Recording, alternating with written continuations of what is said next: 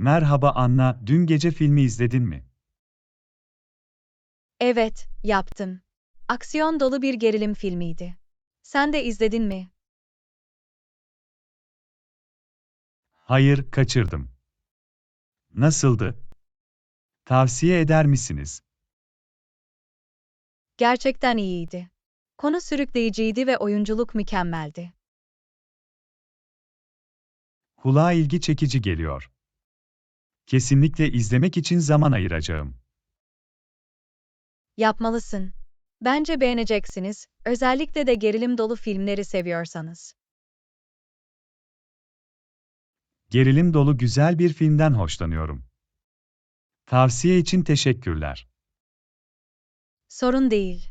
İzledikten sonra ne düşündüğünüzü bana bildirin. Yapacak. Peki, filmdeki ana aktörler kimlerdi? Filmde Mark Johnson ve Emily Adams rol aldı. Harika kimyaları vardı. Mark Johnson'ın çalışmalarına aşinayım. O yetenekli bir aktör.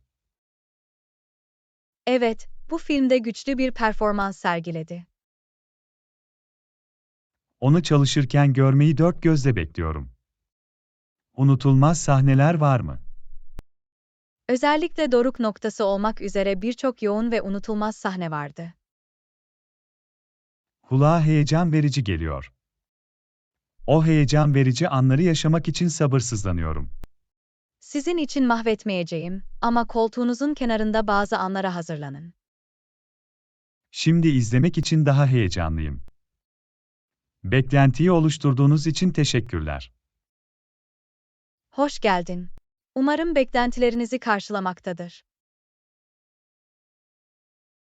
Eminim olur. Filmlerdeki zevkiniz genellikle yerinde. Kararıma güvendiğine sevindim. Filmlerde de benzer zevklerimiz olduğunu düşünüyorum. Bu doğru. Genellikle aynı türlerden ve tarzlardan hoşlanırız. Filmleri tartışmak ve önerileri paylaşmak her zaman eğlencelidir. Kesinlikle. Birlikte bir film gecesi geçirebilir ve daha sonra tartışabiliriz. Bu bir plan gibi geliyor. Biraz patlamış mısır yapıp filmin tadını çıkarabiliriz. Bunu dört gözle bekliyorum Anna. İzlediğiniz ve bana tavsiye ettiğiniz için teşekkürler.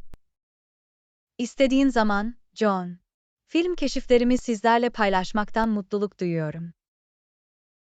Ders 2, işinizden zevk alıyor musunuz? Merhaba Anna, işinizden zevk alıyor musunuz? Evet, gerçekten biliyorum. Bunu tatmin edici ve ödüllendirici buluyorum. Peki ya sen? İşim hakkında karışık hislerim var. Bazı günler diğerlerinden daha iyidir. Bu anlaşılabilir bir durum. İşinizde en çok neyi seviyorsunuz? Yaratıcı yönden ve karmaşık sorunları çözme fırsatından zevk alıyorum. Kulağa ilginç geliyor. Becerilerinizi ve yeteneklerinizi kullanabilmeniz harika. Kesinlikle. Bana bir başarı ve memnuniyet duygusu veriyor. Bu önemli. İşinizin bir fark yarattığını hissetmek tatmin edici.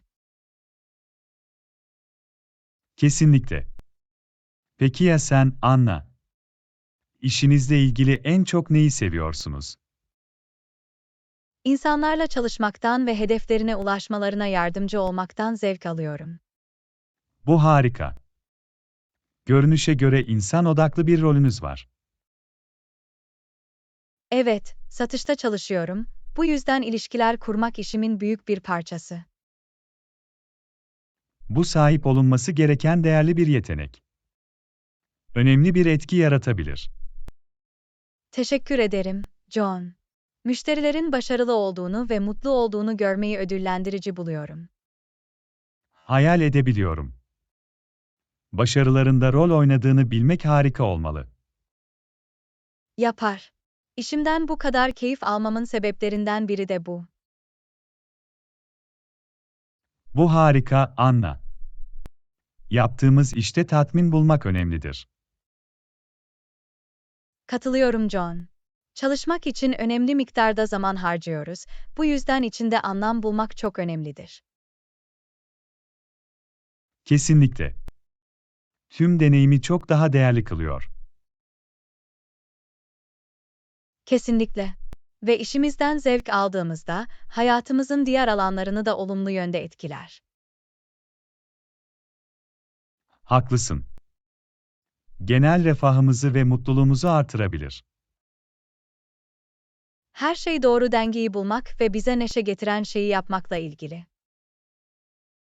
Daha fazla aynı fikirde olamazdım Anna. İşte işimizde tatmin bulmak. Bunun için tebrikler John. Yaptığımız işte neşe ve amaç bulmaya devam edelim. Ders 3. Bahçeye çiçek diktin mi? Merhaba Anna, bahçeye çiçek diktin mi? Evet, yaptım. Bahçeciliği ve mekana renk katmayı seviyorum. Peki ya sen? Henüz hiç çiçek dikmedim. Ben pek bahçıvan değilim. Sorun değil, John. Bahçecilik zaman ve pratik gerektirir. Ödüllendirici bir hobi olabilir. Yeşil başparmağına hayranım. Ne tür çiçekler diktin? Güller, papatyalar ve lale gibi çeşitli çiçekler diktim. Kulağa çok güzel geliyor. Bahse girerim, bahçeniz canlı ve renkli olacak. Umarım öyledir. Mevsimler boyunca çiçek açmak için farklı çiçekler seçtim. O akıllı bir yaklaşım. Her zaman çiçek açan bir şey olmasını sağlar. Kesinlikle. Görsel ilgi katar ve bahçenin canlı görünmesini sağlar. Görülmesi gereken bir manzara olacağına eminim. Bahçecilik ipucunuz var mı?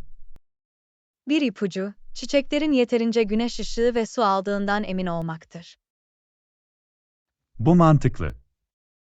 Güneş ışığı ve su büyümeleri için gereklidir. Ayrıca düzenli budama ve ayıklama, bahçenin sağlıklı ve düzenli kalmasına yardımcı olur. Bahçeciliği denemeye karar verirsem bunu aklımda tutacağım. Rahatlatıcı ve terapötik bir aktivite olabilir John. Bir ara şans ver. Bunu yapabilirim. Kim bilir, senin gibi yeşil bir başparmak geliştirebilirim. Asla bilemezsin. Bahçecilik sizi şaşırtabilir ve size neşe getirebilir. Evde taze çiçek bulundurma fikrini de seviyorum. Kesinlikle. Bahçenin güzelliğini kesilmiş çiçeklerle iç mekana getirebilirsiniz. Kulağa hoş geliyor. Yaşama alanını nasıl aydınlatacağını hayal edebiliyorum. Kesinlikle herhangi bir odaya doğa ve tazelik katar. Bahçeciliğe olan tutkunu takdir ediyorum, Anna. İlham verici. Teşekkür ederim, John. Gerçekten zevk aldığım ve içinde huzur bulduğum bir şey. İyi, kesinlikle denemeyi düşüneceğim. Belki kendimi şaşırtacağım. Senin için heyecanlıyım John. Bahçecilik harika bir keşif yolculuğu olabilir. Teşvik ettiğin için teşekkürler Anna. Kendi bahçemi kurarsam size haber veririm. Hoş geldin, John. Yol boyunca ipuçları ve destek sunmak için buradayım.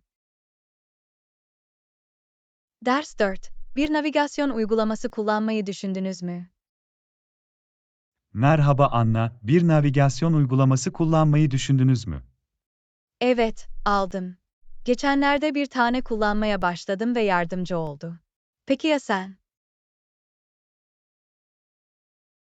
Henüz bir navigasyon uygulaması kullanmayı denemedim. Hala haritalara güveniyorum veya yol tarifi soruyorum. Bir navigasyon uygulaması işleri çok daha kolay hale getirebilir. Bir denemelisin. Tereddüt ediyorum çünkü çok teknoloji meraklısı değilim. Kullanımı kolay mı? Kesinlikle. Çoğu navigasyon uygulaması kullanıcı dostudur ve sezgisel arayüzlere sahiptir. Bunu bilmek güzel. Hangi uygulamayı tavsiye edersiniz? Ben şahsen Google haritaları kullanıyorum.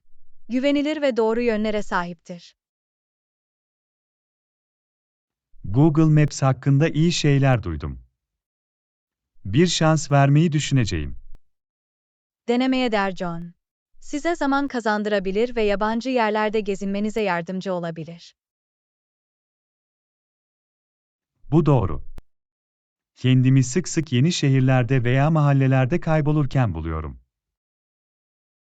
Bir navigasyon uygulamasıyla size rehberlik edecek adım adım yol tariflerine sahip olacaksınız. Bu benim için oyun değiştiren bir şey olurdu. Artık yanlış dönüş ve dolambaçlı yollar yok. Kesinlikle. Seyahatlerinizi daha verimli ve stressiz hale getirebilir. Bunun sesini beğendim. Navigasyon uygulaması kullanmanın başka faydaları var mı? Evet, birçok uygulama gerçek zamanlı trafik güncellemeleri sağlar, böylece sıkışık alanlardan kaçınabilirsiniz.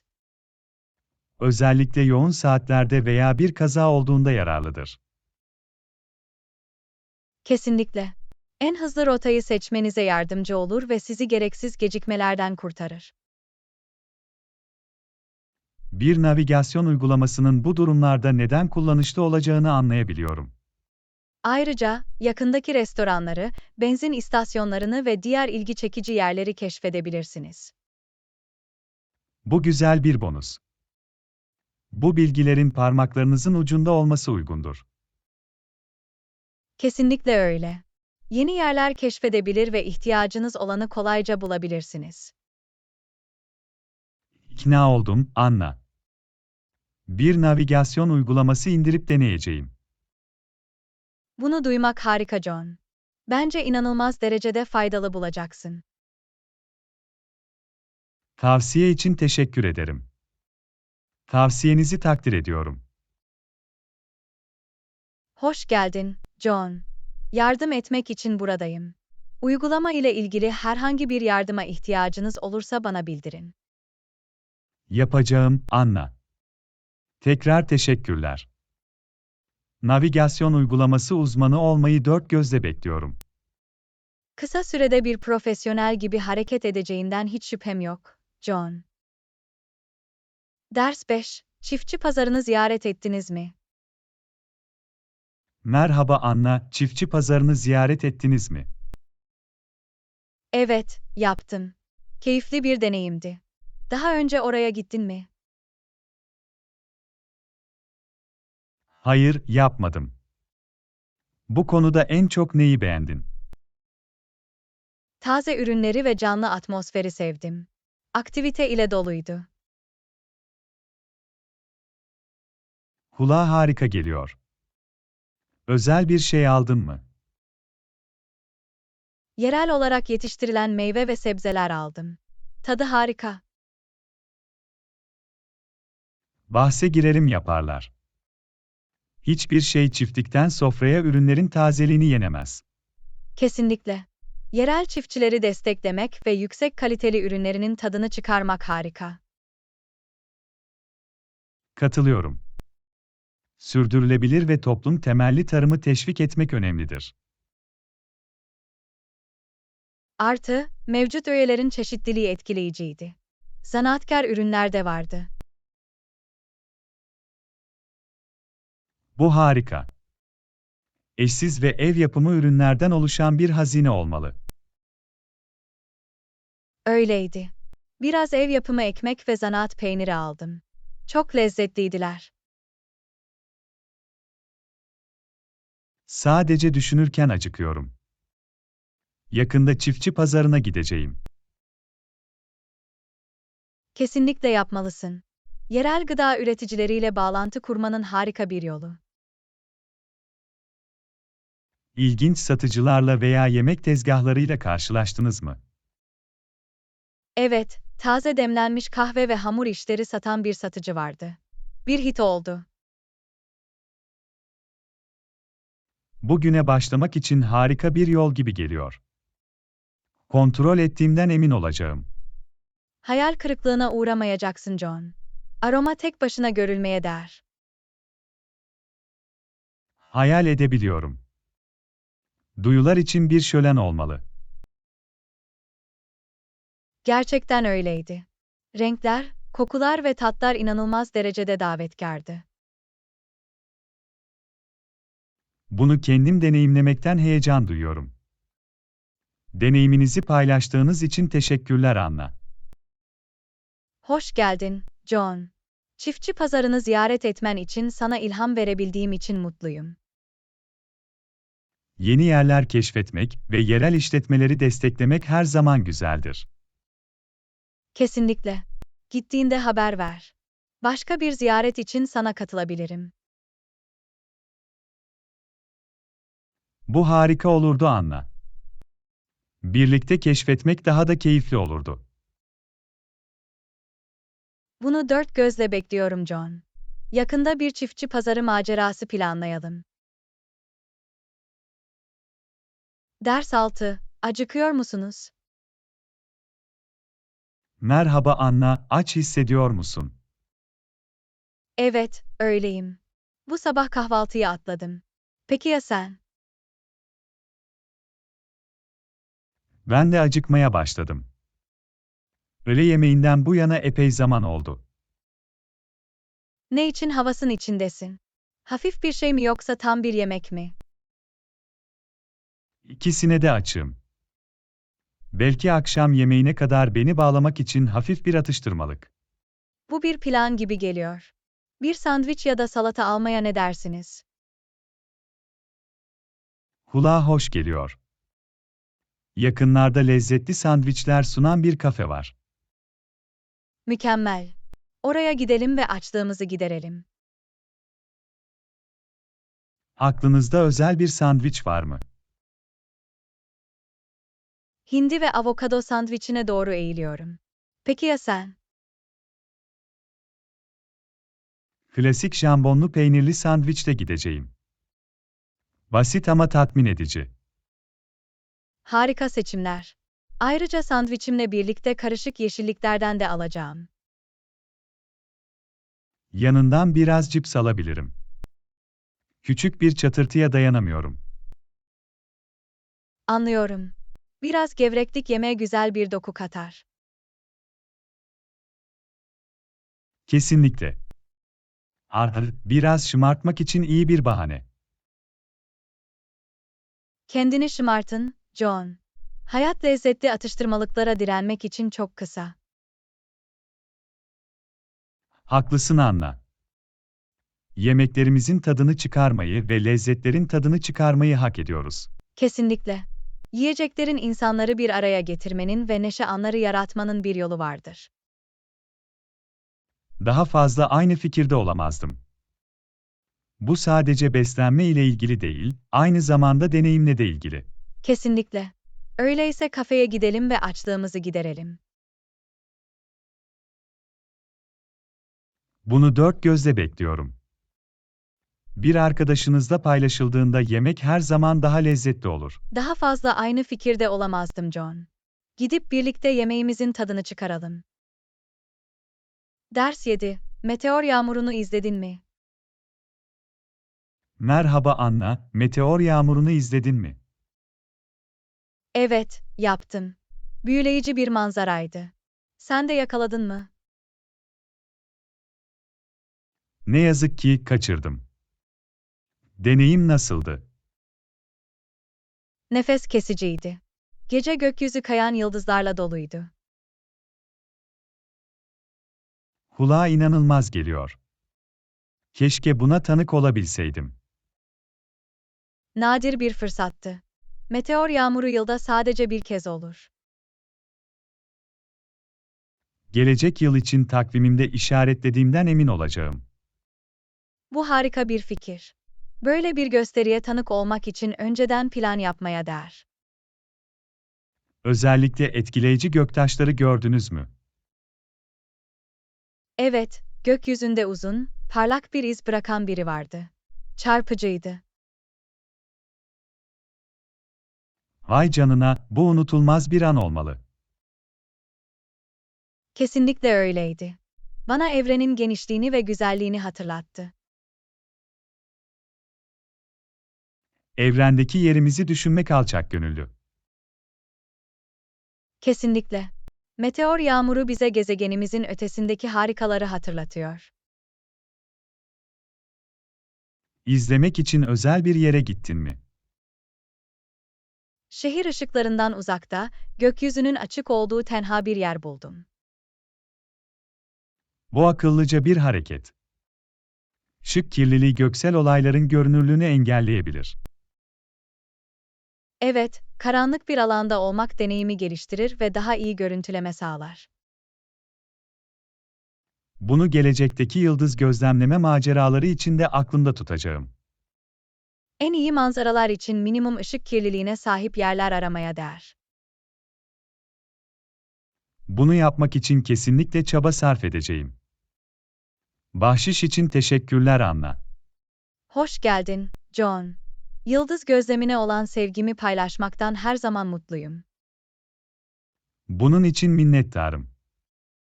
Meteor yağmurunu izlemek hayranlık uyandırıcı olmalı. Gerçekten öyleydi. Doğanın bizi büyülemenin ve ilham vermenin bir yolu var. Bir sonraki meteor yağmurunu kaçırmamaya özen göstereceğim. Deneyiminizi paylaştığınız için teşekkürler Anna. Hoş geldin, John. Umarım yakında bir meteor yağmurunun güzelliğine tanık olursunuz. Ders 8. Bebek battaniyesini örmeyi bitirdin mi? Merhaba Anna, bebek battaniyesini örmeyi bitirdin mi? Evet, yaptım. Güzel çıktı. Görmek ister misin? Kesinlikle. El işlerini görmek için sabırsızlanıyorum. İşte burada. Yumuşak pastel renkler ve basit bir desen kullandım.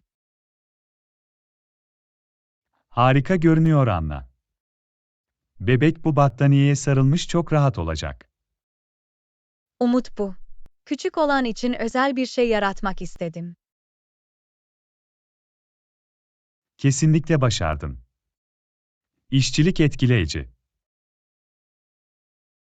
Teşekkür ederim, John. Örgü benim için rahatlatıcı bir hobi. Battaniyeyi tamamlamanız ne kadar sürdü? Birkaç hafta özel örgü sürdü. Her anın tadını çıkardım. Ona çok sevgi ve özen gösterdiğini söyleyebilirim. Ben yaptım. El yapımı hediyeler, onları ekstra özel kılan kişisel bir dokunuşa sahiptir. Tamamen katılıyorum. Duygusal değere sahiptirler ve değerli hatıra olurlar. El yapımı eşyaların güzelliği budur. Benzersizler ve sevgiyle yapılmışlar. Belirli bir desen kullandınız mı yoksa kendiniz mi tasarladınız? İnternette bulduğum bir modeli takip ettim ama bazı değişiklikler yaptım.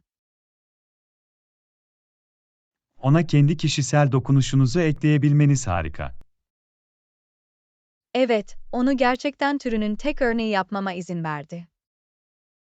Eminim anne babalar, bunun için harcadığınız düşünce ve çabayı takdir edeceklerdir. Umarım öyledir. El yapımı hediyeler genellikle insanların kalbinde özel bir yere sahiptir. Kesinlikle.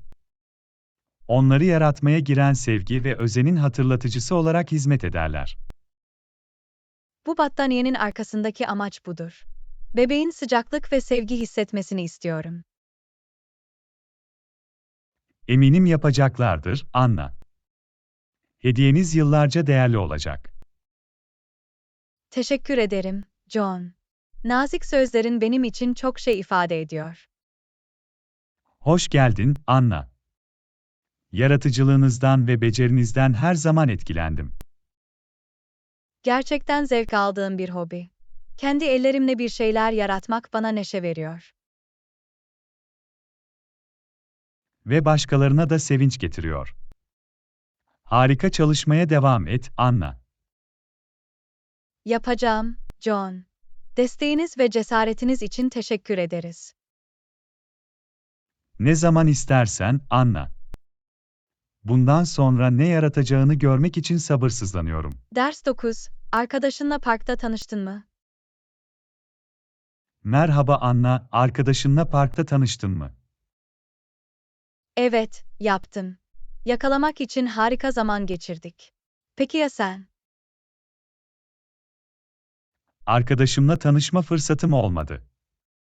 Programlarımızı koordine edemedik. Bu çok kötü. Dışarıda arkadaşlarla vakit geçirmek her zaman güzeldir. Katılıyorum.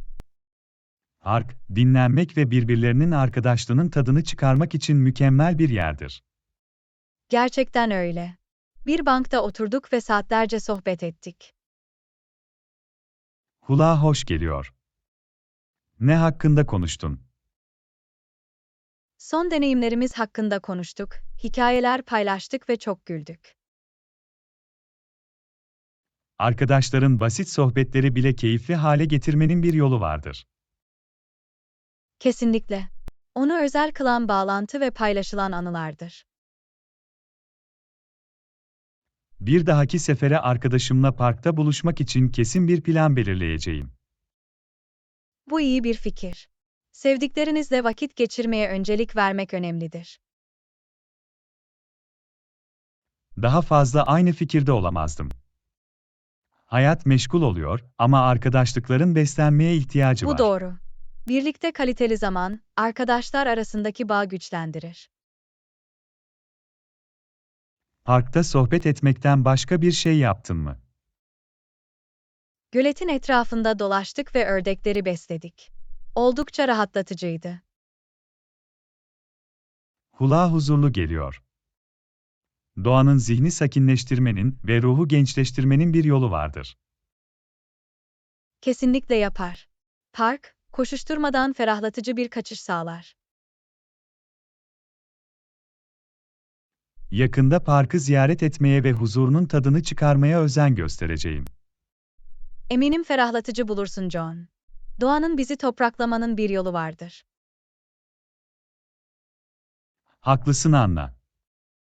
Bir mola vermek ve doğal dünyayla bağlantı kurmak önemlidir. Kesinlikle. Hayatımıza barış ve denge duygusu getiriyor. Bana doğada vakit geçirmenin önemini hatırlattığın için teşekkür ederim Anna. Hoş geldin, John. Dışarıyı kucaklamanız için size ilham verebildiğim için mutluyum. Bir dahaki sefere parkta buluşmak için bir plan yapalım. Bunu çok isterdim, John. Doğanın ve birbirlerinin arkadaşlığının tadını çıkarmak için harika bir fırsat olacak. Bunu dört gözle bekliyorum Anna. Hadi bunu yakında gerçekleştirelim. Ders 10. Bugün ağır bir antrenman veya aktiviteniz oldu mu? Merhaba Anna, bugün ağır bir antrenman veya aktiviteniz oldu mu? Evet, yaptım.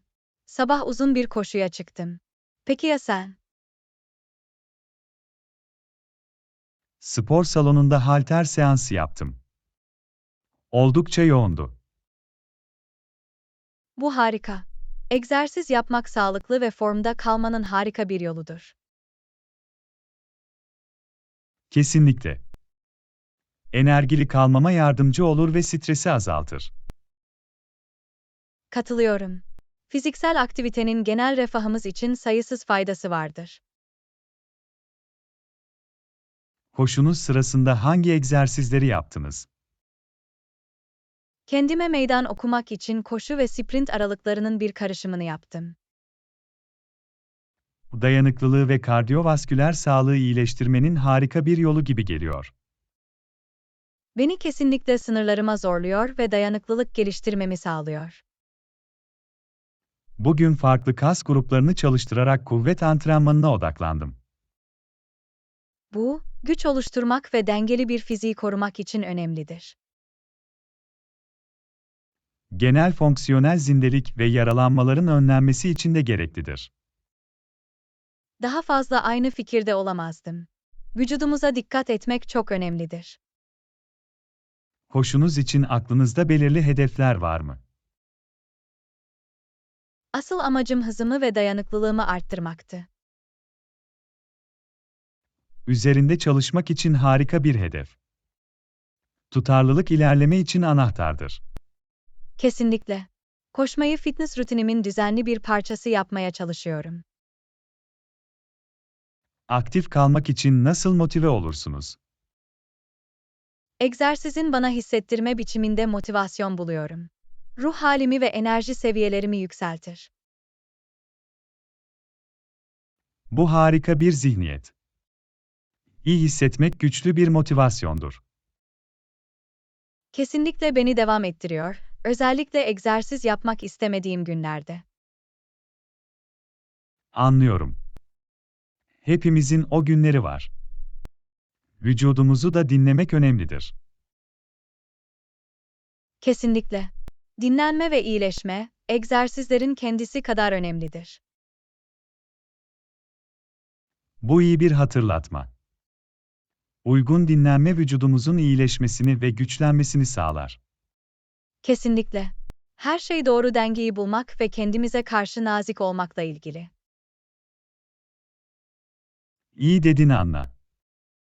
İyi çalışmaya devam edelim ve sağlığımıza öncelik vermeye devam edelim. Kesinlikle, John. İşte aktif kalmak ve kendimize bakmak. Teşekkür ederim Anna. Kendimizi zorlamaya ve aktif bir yaşam tarzının faydalarından yararlanmaya devam edelim. Ders 11. Telefonunuzda bir harita veya GPS var mı? Merhaba Anna, telefonunuzda harita veya GPS var mı? Evet, biliyorum. Navigasyon için gerçekten kullanışlı. Peki ya sen? Telefonumda da bir GPS uygulaması var. Tanıdık olmayan yerlerdeyken can kurtaran oluyor. Katılıyorum. Yol tariflerinin parmaklarımızın ucunda olması çok uygun. Son zamanlarda GPS uygulamasını kullandınız mı? Evet, daha dün. Şehrin yeni bir bölümünü keşfediyordum ve yol tariflere ihtiyacım vardı. GPS uygulaması size doğru bir şekilde rehberlik etti mi? Evet, öyle oldu. Adım adım yol tarifi sağladı ve hedefime sorunsuz bir şekilde ulaşmama yardımcı oldu. Bu harika. GPS teknolojisi uzun bir yol kat etti ve navigasyonu çok daha kolay hale getirdi. Kesinlikle. Geçmişte onsuz nasıl başardığımızı hayal etmek zor. Fiziksel haritalar kullandığımı ve yol tarifi sorduğumu hatırlıyorum. Çok daha zordu. Teknoloji hayatımızı birçok yönden basitleştirdi. GPS uygulamanızın gerçek zamanlı trafik güncellemeleri gibi ek özellikleri var mı? Evet, öyle. Beni trafik koşulları hakkında uyarır ve alternatif rotalar önerir. Bu gerçekten yararlıdır, özellikle yoğun trafik veya yol kapanışlarıyla uğraşırken. Kesinlikle zaman kazandırır ve trafikte sıkışıp kalmanın stresini azaltır. Ayrıca GPS uygulamalarının genellikle tahmini varış süreleri sağlamasını seviyorum. Bu kullanışlı bir özellik. Planlama ve zaman yönetimine yardımcı olur. Yurt dışına seyahat ederken GPS uygulamanızı hiç kullandınız mı? Evet, aldım. Bilmediğiniz şehirlerde veya ülkelerde gezinirken özellikle yararlıdır. Teknolojinin bizi nasıl birbirine bağladığı ve dünyayı keşfetmemize yardımcı olması şaşırtıcı. Gerçekten öyle. Gittiğimiz her yerde bilgi ve rehberliğe erişimimiz var. GPS uygulamalarını etkili bir şekilde kullanmak için herhangi bir ipucunuz var mı? Bir ipucu, bir yolculuğa başlamadan önce telefonunuzun şarj edildiğinden emin olmaktır. Ve uygulamanın çalışmaması durumunda bir yedekleme planına sahip olmak her zaman iyidir. O akıllı bir yaklaşım. Hazırlıklı olmak, özellikle teknolojiye güvenirken önemlidir. Evet, üzgün olmaktansa güvende olmak daha iyidir. GPS uygulamaları harika, ancak yanılmaz değiller. Bunu aklımda tutacağım. Tavsiye için teşekkürler Anna. Hoş geldin, John. Sizinle bazı ipuçlarını paylaşabildiğim için mutluyum. GPS uygulamaları navigasyonu kesinlikle daha rahat ve verimli hale getirdi. Gerçekten sahipler. Hayatımızı kolaylaştırmak için teknolojiyi benimsemeye devam edelim. Ders 12. İşe ne zaman gideceksin? Merhaba Anna, işe ne zaman gideceksin? Genelde sabah 8:30 civarında ayrılırım. Peki ya sen? Biraz erken gitmeyi tercih ederim, 7:30 civarında. Trafiği yenmeyi seviyorum. Bu iyi bir strateji. Stres olmadan çalışmaya başlamak önemlidir. Kesinlikle. Günün geri kalanı için olumlu bir ton belirler. Ofise uzun bir yolculuğunuz var mı? Neyse ki çok uzun değil. Ortalama olarak yaklaşık 30 dakikamı alıyor. Bu hiç de fena değil. Benimki yaklaşık 45 dakika sürer. Genellikle işe nasıl gidiyorsunuz? Arabamı kullanıyorum. Bana esneklik ve bağımsızlık veriyor. Anlıyorum. Ayrıca kolaylık sağlamak için kendi aracıma sahip olmayı tercih ederim. Toplu taşıma araçlarını kullanmayı hiç düşündünüz mü? Var ama programım ve konumumla iyi çalışmıyor. Bu anlaşılabilir bir durum. Bireysel koşullara bağlıdır. İşe araba kullanmayı tercih etmenin belirli bir nedeni var mı? Evet, zamanım üzerinde daha fazla kontrol sağlıyor ve işten sonra işleri yapmama izin veriyor. Bu mantıklı. Bu esnekliğe sahip olmak güzel. Etkili bir sabah rutini için herhangi bir ipucunuz var mı? Bir ipucu, çantanızı veya öğle yemeğinizi paketlemek gibi bir gece önce ihtiyacınız olan her şeyi hazırlamaktır. Bu iyi bir fikir. Zamandan tasarruf sağlar ve sabahları stresi azaltır. Başka bir ipucu, ister egzersiz yapmak, ister kitap okumak veya bir fincan kahvenin tadını çıkarmak olsun, kendinize biraz zaman ayırmak için biraz daha erken Bu öneriyi uyanmaktır. beğendim. Gün için olumlu bir ton belirler. Peki ya sen, Anna? Sabah rutin ipuçlarınız var mı? Bir ipucu, uykuya öncelik vermek ve iyi bir gece uykusu almanızı sağlamaktır. Bu çok önemli. Uyku, enerji seviyemizi ve genel refahımızı etkiler. Düzenli kalmak için bir sabah kontrol listesine sahip olmayı da yararlı buluyorum. Bu harika bir fikir. Sizi yolda tutar ve hiçbir şeyin unutulmamasını sağlar. Yakında işe hazırlanmaya başlasayım. Neredeyse gitme zamanı. Burada da aynı. Verimli ve keyifli bir gün dilerim Anna. Teşekkür ederim, John. Aynı şekilde. Hadi harika bir gün yapalım. Ders 13. Randevuyu öğleden sonra 3'e kadar yeniden planlayabilir miyiz? Merhaba Anna, randevuyu öğleden sonra 3'e ayarlayabilir miyiz? Elbette, bu benim için işe yarıyor. Programımı ayarlayabilirim. Teşekkür ederim Anna. Esnekliğin için minnettarım. Hiç sorun değil John. İkimiz için de işe yarayan bir zaman bulmak önemlidir. Verdiğim rahatsızlıktan dolayı özür dilerim. Bu sabah acil bir şey geldi. Olur, John. Hepimizin beklenmedik şeyler ortaya çıkıyor. Anladığına sevindim. Anlayışınız için teşekkür ederim. Tabii ki, John. Biz bir ekibiz ve bir çözüm bulmak için birlikte çalışabiliriz. Bu doğru. İletişim kurmak ve gerektiğinde alternatifler bulmak önemlidir. Kesinlikle. İletişim, sorunsuz bir iş akışını sürdürmenin anahtarıdır.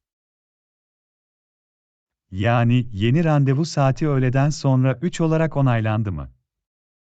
Evet, değişikliği yansıtacak şekilde takvimi hemen güncelleyeceğim. Harika. Benim tarafımda da aynısını yapacağım. Net iletişim şarttır. Gerçekten de. Aynı sayfada olmamızı sağlar ve herhangi bir karışıklığı önler. Sorun olmadan yeni bir anlaşmaya varabildiğimiz için mutluyum. Ben de, John. Profesyonel ortamlarda esnek ve uyarlanabilir olmak önemlidir. Profesyonelliğin için minnettarım Anna. Teşekkür ederim, John. Değişiklikleri profesyonelce ve zarafetle ele almak önemlidir. Kabul ettim. Olumlu bir ton belirler ve üretken bir çalışma ortamını teşvik eder. Yeniden planlanan randevuyla ilgili ele almamız gereken başka bir şey var mı? Sanırım her şeyi ele aldık. Anlayışınız ve işbirliğiniz için tekrar teşekkür ederiz. Hoş geldin, John. Destek ve işbirliği yapmak için buradayım. Bugün öğleden sonra saat 3'te buluşmamızı dört gözle bekliyorum. Aynı şekilde, John. Bunu verimli ve başarılı bir tartışma haline getirelim. Kesinlikle. Saat 3'te görüşürüz Anna. Görüşürüz John. O zamana kadar harika bir gün geçirin. Ders 14. Yakınlarda bildiğiniz belirli bir dönüm noktası var mı? Merhaba Anna, yakınlarda bildiğiniz belirli bir dönüm noktası var mı? Evet, sadece birkaç blok ötede güzel bir park var. Adı Greenfield Parkı. O parkı duymuştum. Rahatlamak ve gevşemek için iyi bir yer mi? Kesinlikle. Yemyeşil yeşilliklere, yürüyüş parkurlarına ve sakin bir göle sahiptir. Biraz huzur ve sessizlik için mükemmel.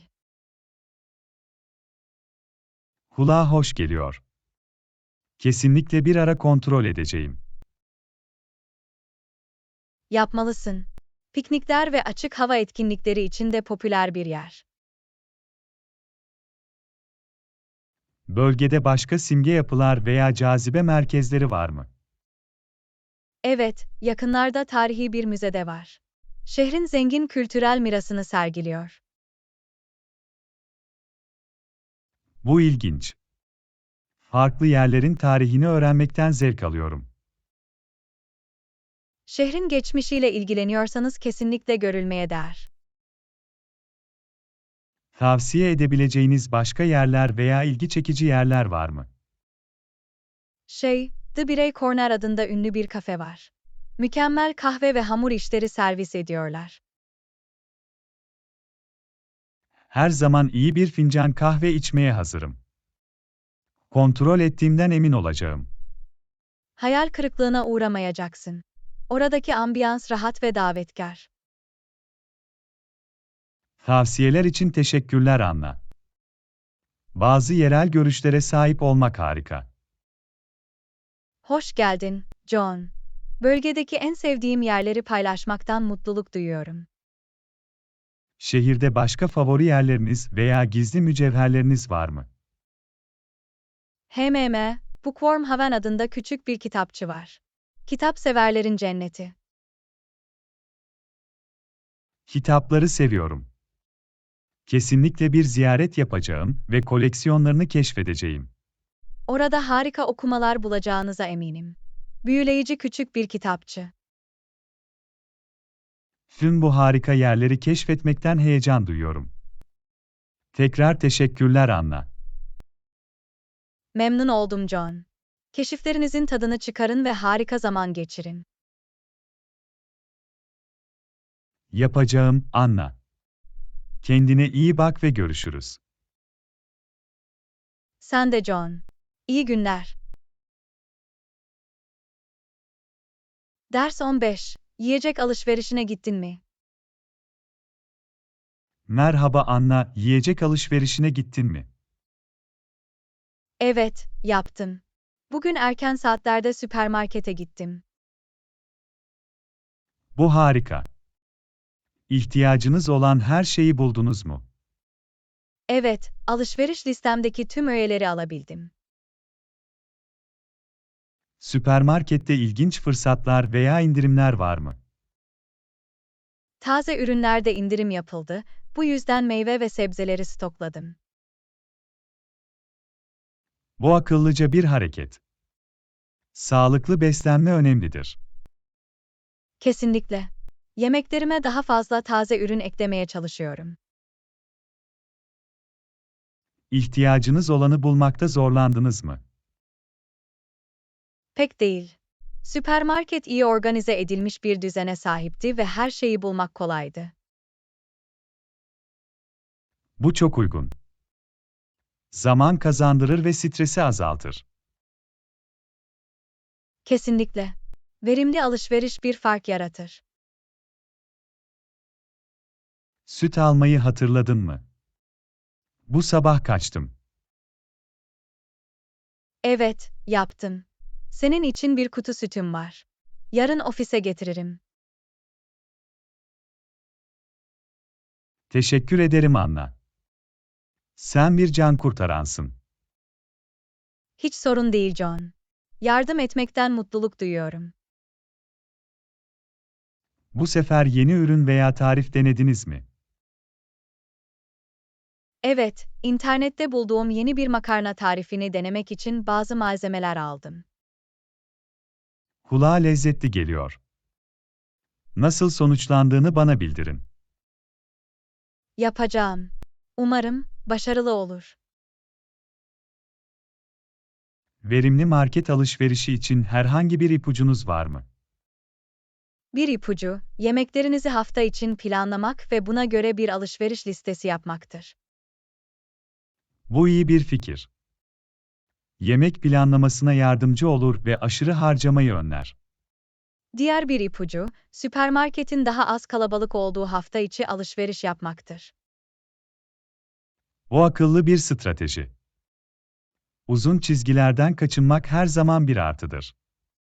Son olarak, mağazaya gitmeden önce herhangi bir dijital kupon veya indirim olup olmadığını kontrol etmenizi öneririm. Bu harika bir ipucu. Biraz para biriktirmek her zaman bir bonustur.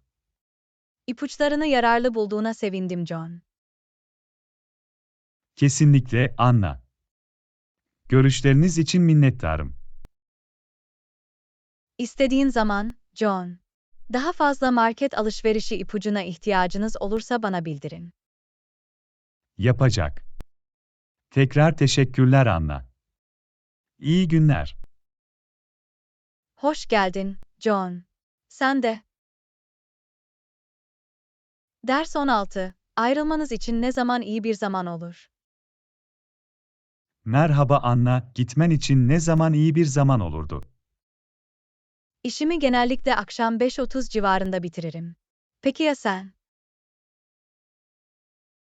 Saat 6'ya kadar bitirmeye çalışıyorum. Yani, bundan sonra herhangi bir zaman benim için işe Bu yarıyor. harika. O zaman birlikte gidebiliriz. Bir plana benziyor. Ve giderken biraz arkadaşın olması her zaman güzeldir. Katılıyorum. İşe gidip gelmeyi daha keyifli hale getirir. Ayrıldığınız süre için özel tercihleriniz var mı? Pek değil. Mesai saatleri dışında olduğu sürece esnekim. Bunu bilmek güzel. Bekleyen görevleri veya toplantıları dikkate alabiliriz. Kesinlikle. Ayrılmadan önce sorumluluklarımızı bitirmek önemlidir. Ayrılmadan önce dikkat etmeniz gereken bir şey var mı? Sadece birkaç e-postayı toplamalı ve masamı düzenlemem gerekiyor. Çok uzun sürmemeli. Pekala, ben de görevlerimi tamamladığımdan emin olacağım. Harika. Çalışma alanını düzenli bırakmak her zaman iyidir. Kabul ettim. Ertesi gün için olumlu bir ton belirler. Kalkış saatimiz için dikkate almamız gereken faktörler var mı? Trafik koşullarını kontrol etmeli ve buna göre plan yapmalıyız. Bu iyi bir nokta. Yoğun saatler trafiği oldukça yoğun olabilir. Kişisel taahhütleri veya randevuları da dikkate alabiliriz. Evet, iş ve kişisel yaşamı dengelemek önemlidir. Kalkış zamanımızla ilgili konuşmamız gereken başka bir şey var mı? Sanırım her şeyi ele aldık. Sorunsuz bir kalkış hedefleyelim. Kesinlikle. Koordinasyonuna minnettarım Anna. Sorun değil, John. Biz bir ekibiz ve ekip çalışması her şeyi kolaylaştırır. Daha fazla aynı fikirde olamazdım. Verimli bir gün geçirelim ve zamanında gidelim. Bir plana benziyor John.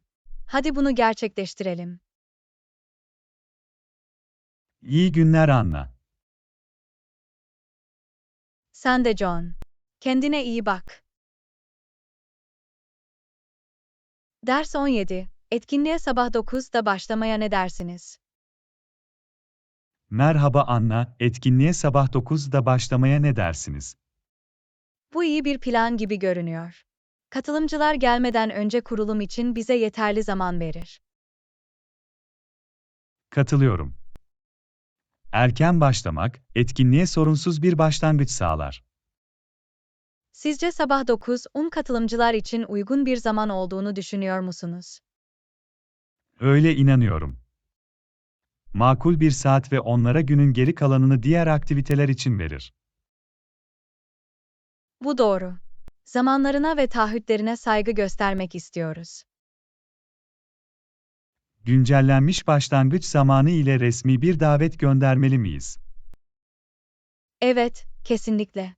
Değişimi tüm katılımcılara iletmek önemlidir. Davetiyeleri göndermekle ilgilenirim. Güncellenen gündeminiz hazır mı? Evet, gündemde gerekli ayarlamaları yaptım. Seninle paylaşacağım. Mükemmel.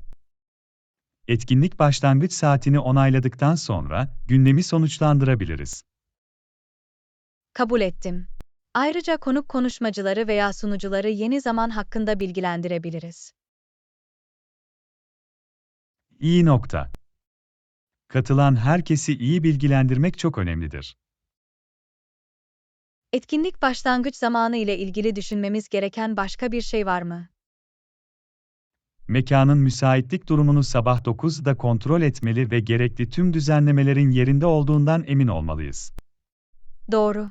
Katılımcılar gelmeden önce her şeyin kurulduğundan ve hazır olduğundan emin olmak istiyoruz. Lojistiği tartışmak için etkinlik ekibiyle kısa bir toplantı planlamalı mıyız? Evet, bu yardımcı olur.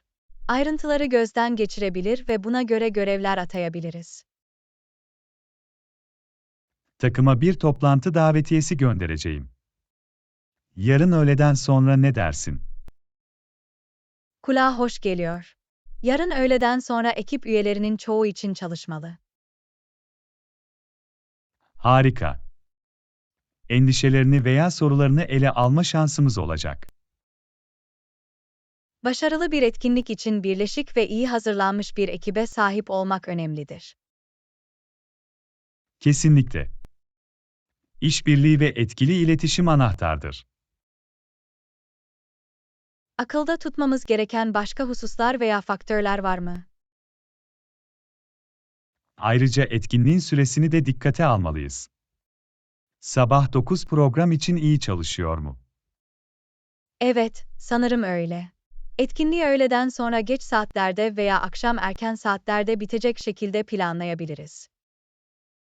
Katılımcılara etkinliğe katılmaları ve katılmaları için yeterli zaman vermelidir. Mükemmel. O zaman etkinliğe sabah 9'da başlama planına devam edelim. Kabul ettim. Katkılarınız ve işbirliğiniz için teşekkür ederim, Anna. Aynı şekilde, John. Birlikte bu etkinliği başarılı hale getirebiliriz. Teşekkür ederim, Anna. Odaklanalım ve unutulmaz bir olay için çalışalım. Kesinlikle. Olasılıklar konusunda heyecanlıyım. Hadi bunu gerçekleştirelim. Ders 18. Öğle yemeği için paket servisi sipariş etmeyi düşündünüz mü? Merhaba Anna, öğle yemeği için paket servis sipariş etmeyi düşündünüz mü? Evet, bunu düşünüyordum. Bugün yemek pişirmek istemiyorum. Anlıyorum. Bazen yemek pişirmeye ara vermek güzeldir. Kesinlikle. Her gün yemek hazırlamak yorucu olabilir. Ruh havasında olduğunuz özel bir mutfak var mı? Biraz sushi için can atıyordum. Peki ya sen? Sushi kulağa harika geliyor. Lezzetli rulolar alma havasındayım. En sevdiğimiz sushi restoranından sipariş verelim mi? Kesinlikle. Menülerinde çok çeşitli seçenekler var. Bu doğru. Farklı türde sushi rulolarını deneyebiliriz. Şimdi sipariş vermek mi yoksa biraz daha beklemek mi istiyorsunuz? Bence devam edip siparişi verebiliriz. Acıkmaya başladım. Pekala, menü için web sitelerini veya uygulamalarını kontrol edelim ve siparişi verelim. Bir plana benziyor. Onların web sitesinde bakacağım. Sen bunu yaparken, tercihlerimizi toplayıp bir liste yapacağım. Harika. Tüm favori rulolarımızı sipariş ettiğimizden emin olabiliriz. Dikkate almamız gereken herhangi bir diyet kısıtlamanız veya tercihiniz var mı? Hayır, farklı rulolar denemeye açığım. Peki ya sen? Ben de aynıyım. Yeni lezzetleri ve kombinasyonları keşfetmekten zevk alıyorum. Bu iyi. Bize seçim yapabileceğimiz daha fazla seçenek sunar. Teslimat veya teslim alma seçeneklerini kontrol ettiniz mi? Evet, hem teslimat hem de kaldırım kenarından teslim alma sunuyorlar. Hangisini tercih edersin? Her iki seçenekte de iyiyim. Senin için daha uygun olan nedir? Bence kaldırım kenarı teslim alma işleminin daha hızlı ve daha esnek olacağını düşünüyorum. Kabul ettim. Eve giderken uğrayıp siparişi alabiliriz. Bir plan gibi geliyor. Lezzetli sushi için heyecanlıyım. Ben de. Zaten o taze ve lezzetli ruloların tadına bakabiliyorum. Siparişi verelim ve lezzetli bir öğle yemeği için sabırsızlanalım. Kesinlikle. Paket servisi önerdiğin için teşekkürler, Anna. Sorun değil, John. Arada bir kendimizi tedavi etmek her zaman güzeldir. Daha fazla aynı fikirde olamazdım. Yemeğimizin tadını çıkaralım. Gerçekten de. Afiyet olsun, John. Afiyet olsun, Anna. Ders 19. Ekipmanı akşam 6'ya kadar iade edebilir misiniz? Merhaba Anna, ekipmanı akşam 6'ya kadar iade edebilir misin? Korkarım saat 6'ya kadar gelemeyeceğim. Son teslim tarihinde herhangi bir esneklik var mı? Son tarih oldukça sıkı ama biraz uzatıp uzatamayacağımızı kontrol edeyim. Teşekkür ederim, John. Çabanı takdir ediyorum. Ekiple konuştum ve son tarihi akşam 7'ye kadar uzatabiliriz. Bu senin için işe yarar mı? Bu bir rahatlama. Evet, akşam 7'si benim için uygun olmalı. Misafirliğiniz için teşekkürler. Hoş geldin, Anna. Bazen beklenmedik durumların ortaya çıktığını anlıyoruz. Evet, ne yazık ki, Dönerken trafik sıkışıklığına yakalandım. Trafik öngörülemez olabilir. Bir çözüm bulabildiğimize sevindim. Ben de. Ekipmanı akşam 7'ye kadar derhal iade edeceğimizden emin olacağım. Bu harika olurdu. Yarın bunu kullanması gereken başka bir ekibimiz var. Aciliyeti anlıyorum. Zamanında iade etmeye öncelik vereceğim. İşbirliğiniz için minnettarım Anna. Sorunsuz bir iş akışının sürdürülmesine yardımcı olur. Sorun değil, John. Biz bir ekibiz ve birbirimizi destekliyoruz. İade sürecinde size yardımcı olmak için yapabileceğim bir şey var mı? Sanırım her şey kontrolüm altında. Ama yardıma ihtiyacım olursa haber veririm. Yapabileceğim bir şey varsa lütfen iletişime geçmekten çekinmeyin. Desteğin için minnettarım John. Güvenebileceğim birileri olduğunu bilmek güzel. Kesinlikle, Anna. Birbirimizi desteklemek ve hedeflerimize ulaşmak için buradayız. Ruh bu. Ekipmanın iyi durumda iade edildiğinden emin olalım. Kesinlikle. Kaynaklarımızın kalitesini ve işlevselliğini korumak istiyoruz. Düzgün olduğundan emin olmak için iade etmeden önce her şeyi 2 kez kontrol edeceğim. Bu senin sorumlusun, Anna. Detaylara gösterdiğiniz ilgiye güveniyorum. Teşekkür ederim, John. İşimle gurur duyuyorum ve mükemmellik için çabalıyorum. Gösteriyor, Anna. Bağlılığınız övgüye değer. Nazik sözlerin için minnettarım John. Birlikte etkili bir şekilde çalışmaya devam edelim. Kesinlikle. Harika bir ekip olduk, Anna. Daha fazla aynı fikirde olamazdım John. İyi çalışmaya devam edelim. Bir plana benziyor. Üretken bir gün geçir Anna. Sen de John. Kendine iyi bak. Ders 20. Rolünüz için hangi beceriler önemlidir? Merhaba Anna, rolünüz için hangi beceriler önemlidir? Benim rolümde, iyi iletişim becerileri çok önemlidir. Katılıyorum. Sorunsuz işbirliği için etkili iletişim şarttır. Problem çözme becerilerini de önemli buluyorum. Problem çözme kesinlikle sahip olunması gereken değerli bir beceridir. Zorlukların üstesinden gelmeye yardımcı olur. Uyarlanabilirlik önemli olduğunu düşündüğüm başka bir beceridir. Uyarlanabilir olmak, değişiklikler ve beklenmedik durumlar arasında gezinmenizi sağlar. Zaman yönetimi de rolüm için kritik bir beceridir. Zaman yönetimi, görevleri önceliklendirmenize ve son teslim tarihlerini karşılamanıza yardımcı olur. Ayrıntılara dikkat etmek benim de önemli bulduğum bir şey. Ayrıntılara dikkat etmek işinizde doğruluk ve kalite sağlar. Yönetici bir pozisyonda olmasanız bile liderlik becerilerinin de önemli olduğuna inanıyorum. Kesinlikle. Liderlik becerileri inisiyatif almaya ve başkalarını olumlu yönde etkilemeye yardımcı olur.